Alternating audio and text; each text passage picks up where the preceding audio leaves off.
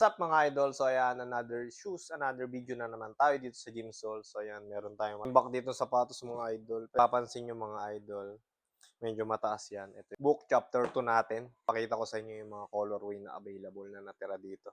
So ayun, ito yung box niya mga idol. Tapos may nakasulat yan na book chapter 2. Tapos yung Nike swoosh. So pakita ko yung colorway mga idol. Ang kagandahan sa Booker mga idol, pwede na siyang pamorma, then pang basketball na rin syempre. Simpleng-simple. Ang ganda ng colorway na ito mga idol. Ito yung likod niya. Check niyo yung details. Parang may Red Bull dyan. Ayan, ganda. Black, red, white. Ganda ng colorway. Ito na may ilalim niya. Parang jelly na rin yata yung ilalim nito. Kasi medyo siya glossy. So, ayan. Silver yung Nike swoosh niya. Ganda mga idol. Sobrang gaan pa ng book po na to. Size 45 mga idol. Then, meron din tayo. Ito naman yung denim. Yung para siyang maong. Ang ganda. Ito yung top, kabilang side.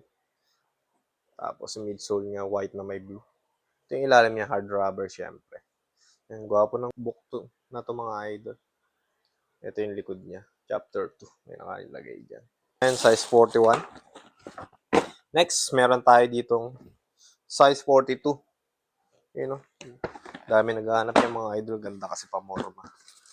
Tapos meron naman tayong size 42 dito mga idol, ibang colorway. Yan, ito naman yung parang off-white. Ito yung top, kabilang side. Tapos ilalim. Hindi ko alam kung rubber ba o jelly. Kasi glossy. Parang rubber nga. Tapos sa likod mga idol, meron dyan nakasulat na chapter 2. Tapos rod. Ayun, rod yan.